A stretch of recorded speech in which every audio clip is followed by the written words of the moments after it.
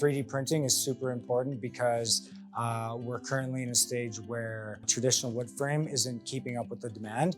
And 3D printing, rather than people looking at it as a potential replacement of wood frame, I think it's more of a subsidy to the labor shortage that we're currently experiencing in Canada. The other thing too is that we're able to actually complete our production line from ground up all the way to turnkey solution in a much quicker time frame, because we actually can enclose an entire building within a week or two, that including the roof and the windows and doors. We're doing 4 buildings, all at about 2,200 square feet, and they each have 4 units in them, roughly 550 square foot, 1 bed, 1 bath units. And these units are specifically going to be rented out for the elders and then also transitional housing here on the reserve.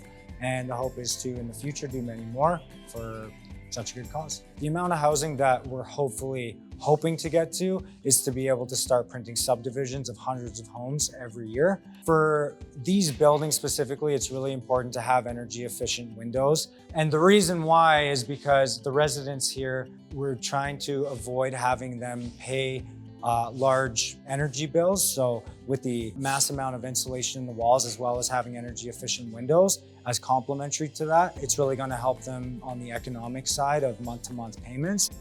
Personally, as soon as this project or the plans came across my desk, I knew we had to jump on it. I tagged a whole bunch of people on the Centra team to make sure that everyone was on board of what we were trying to accomplish and do here. One of the great parts about this project is that we are standing on Siksika Nation land right now. And as part of that, and as part of our reconciliation strategy for Centra, we are working with the community to make lives better. Not just the project itself as far as a 3D printed house, but also working with indigenous communities in our regions that we serve. Centra contributed by going just beyond the design of windows and doors. We really sat down to try to figure out what that value added benefit to windows and what they can do to improve the quality of living in the homes.